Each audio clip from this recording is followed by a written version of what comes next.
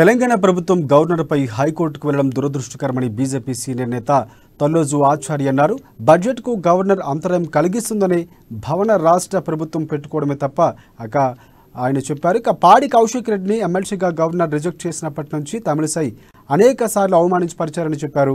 Governor విషయంలో మంత్రుల చేత ప్రోటోకాల్ మరిచి మాట్లాడించడం సిగ్గుచేటని అంటున్న తల్లోజు ఆచార్యతో మా bureau chief Krishnamurthy face to face. 2023-24 సంవత్సరానికి బడ్జెట్కు ఆమోదం విషయంలో రాష్ట్ర ప్రభుత్వం రాష్ట్ర గవర్నర్ తమిళసై మధ్యలో వివాదం నెలకొంది. దీనిపైన రాష్ట్ర ప్రభుత్వం హైకోర్టులో ఒక పిటిషన్ వేసింది, లంచ్ మోషన్ పిటిషన్. దీని మీద అభిప్రాయం చెప్పడానికి మనతో పాటు బీజేపీ సీనియర్ నేత, బీసీ కమిషన్ జాతీయ మాజీ సభ్యుడు తల్లోజు ఆచార్య గారు ఉన్నారు. వారితో మాట్లాడదాం. సార్ చెప్పండి, గవర్నర్ మీద రాష్ట్ర ప్రభుత్వం హైకోర్టుకు వెళ్ళింది, పిటిషన్ వేసింది. దీన్ని మీరు ఏ విధంగా భావిస్తారో మీరు ఏమంటారు? చాలా దురదృష్టకరం. ఎందుకంటే గవర్నర్ పైన హైకోర్టుకు వెళ్ళి ఈ రకమైనటువంటి వాదనలు చేయడం చాలా దురదృష్టకరం. ప్రభుత్వము బడ్జెట్ ఇవాళ తీసుకోవాల్సినటువంటి అంశాలు ఏవైతే ఉన్నదో, మనం ఎప్పుడు కూడా బడ్జెట్ కు గవర్నర్ అంతరాయం కలిగిస్తుంది అనేటువంటి భావన వాళ్ళ టిఆర్ఎస్ ప్రభుత్వం పెట్టుకోవడమే తప్పు. కనీస గౌరవం లేకుండా, కనీస మర్యాద లేకుండా, ప్రోటోకాల్ పాటించకుండా గత సంవత్సరం నుంచి ఎప్పుడైతే పాడి కౌశిక్ రెడ్డి గారిని ఎమ్మెల్సీగా ఆమె రిజెక్ట్ చేసిందో ఆ రోజు నుంచి నేటి వరకు ఇవాళ అనేక పర్యాయాలు గవర్నర్ ని అవమానపరచడం, గవర్నర్ యొక్క విధులని ఆటంకం కలిగించడం, సంబంధిత మంత్రులతోటి వీళ్ళందరితోటి ప్రోటోకాల్ ని అతిక్రమించి మాట్లాడించడం వల్ల చాలా బాధాకరమైనటువంటి అంశం. మన తెలంగాణలో ఒక సామెత ఉంది, మొగని కొట్టి మొత్తుకుంటారని. ఇప్పుడు ఈ కేసీఆర్ గాని టిఆర్ఎస్ ప్రభుత్వం గాని మొదటి నుంచి గవర్నర్ ని అవమానపరిచినటువంటి ప్రభుత్వం టిఆర్ఎస్ ప్రభుత్వం. ఇవాళ పాడి కౌశిక్ రెడ్డి గారు గవర్నర్ పైన మాట్లాడినటువంటి తీరు, ఆయనని రిజెక్ట్ చేసినటువంటి దానికి ఇవాళ ముఖ్యమంత్రి ఈ అనుచిత వ్యాఖ్యలు మాట్లాడించడం, ఇది ఎంతవరకు సమంజసం? సభ్య సమాజం, ఈ తెలంగాణ మహిళలే కాదు, భారతదేశ మహిళలు, భారతదేశ ప్రజలు, మహిళలందరూ కూడా, ప్రపంచ దేశాలు ఉన్న వాళ్ళు కూడా ఆ మాటలని ఖండిస్తున్నారు. ఒక మహిళ పట్ల ఇంత నీచంగా మాట్లాడితే ఒక ముఖ్యమంత్రి నీ మాటలు వాపస్ తీసుకో, క్షమాపణ చెప్పు అనే ఇంగిత జ్ఞానం ముఖ్యమంత్రికి లేదు, మంత్రులకు లేదు, ఇప్పుడు శాసన మండలి చైర్మన్ కు లేదు. అరే, ఒక గవర్నర్ని, ఒక మహిళని అసభ్య పదజాలంతో మాట్లాడితే ఇలా ముఖ్యమంత్రి ఆనందపడుతున్నాడు.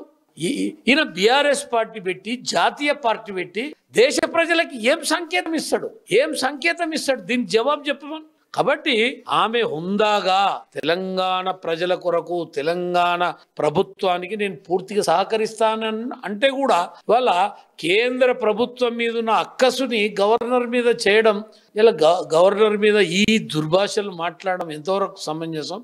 హైకోర్టుకు జోక్యం చేసుకోనికి ఎలాంటి సంబంధం లేదు దీంట్లో. గవర్నర్ యొక్క అధికారాల మీద ప్రశ్నించే అధికారం ఉండదు. కాబట్టి ఇలా రాష్ట్ర ప్రభుత్వము దుడ్డిదారిన కోర్టుకు వెళ్ళి ఇలా ప్రభుత్వమే పల్సన అవుతుంది. దీని మీద ప్రభుత్వమే పల్సన. ప్రభుత్వము ఇలా కేసీఆర్ ఇవన్నిటిని అడ్డం పెట్టుకొని అస్త్ర సన్యాసం చేసి తొందరగా ఎలక్షన్లకు పోవాలి. ఏ రకంగా అయితే గవర్నర్ ని రెచ్చగొట్టి గవర్నర్ తోటి ఏ రకంగా ఈ ప్రభుత్వానికి ఇబ్బంది పెడుతుందని ప్రజలలో ఒక రెవల్యూషన్ తీసుకురావాలి, మోడీ గారి మీద ఒక రెవల్యూషన్ తీసుకురావాలని ఆయన తాపత్రయపడుతున్నాడు. ఆయన కలలుగానే మిగులుతాయి. వాళ్ళ గవర్నర్ ని గౌరవించాల్సిన బాధ్యత. ఇప్పుడు ఈయన దేశవ్యాప్తంగా జాతీయ పార్టీ పెట్టిండు, మరి ఏదైనా రేపు అందరు గవర్నర్లను కూడా ఈ రకంగానే మాట్లాడతాడా? వాళ్ళ మహిళలంటే ఆయన భార్య కూడా మహిళనే కదా, ఆ రకమైనటువంటి మాటని ఒప్పుకుంటాడా? వాళ్ళ ఆయన కూతురు కూడా మహిళనే కదా, ఈ రకమైనటువంటి మాటకు ఇన్ని మాటలు మాట్లాడుతుంది కదా కవిత. ఖండియొచ్చు కదా, ఒక స్త్రీగా ఖండియనికే ఆమెకు అది లేదా? ఒక స్త్రీయే కదా. ఒక స్త్రీని, ఒక గవర్నర్ని ఇంత అవమానకరంగా మాట్లాడినప్పుడు ఒక స్త్రీగా రియాక్ట్ కావద్దా? ఒక స్త్రీగా కవిత రియాక్ట్ కావద్దా? ఈ రాష్ట్రంలో ఉన్న మంత్రులు రియాక్ట్ కావద్దా? మహిళలు సరే, మిగతా వాళ్ళు వాళ్ళ నైతిక విలువ, వాళ్ళు మాట్లాడకపోతే వాళ్ళ నైతిక విలువ వాళ్ళే కోల్పోతారు. కాబట్టి వాళ్ళ హైకోర్టుకు పోయినంత మాత్రాన ఏమీ కాదు. ఎవరి పరిధులు వాళ్ళకు ఉంటాయి. గవర్నర్ పరిధి గవర్నర్కు ఉంటుంది, గవర్నర్కు ఉన్నటువంటి అధికారాలు గవర్నర్కు ఉంటాయి. అట్లనే ఆమె బడ్జెట్ని అంతరాయం చేస్తుంది అనేటువంటి అది నేను అనుకోను. ఆ వ్యక్తిగతంగా నేను అనుకోను. ఆమె మంచి ఇంటలెక్చువల్, మంచి ఏదైతే పరిపూర్ణమైన అవగాహన ఉన్నది. ఆమె చాలా చక్కగా ఆమె విధులు నిర్వర్తిస్తుంది.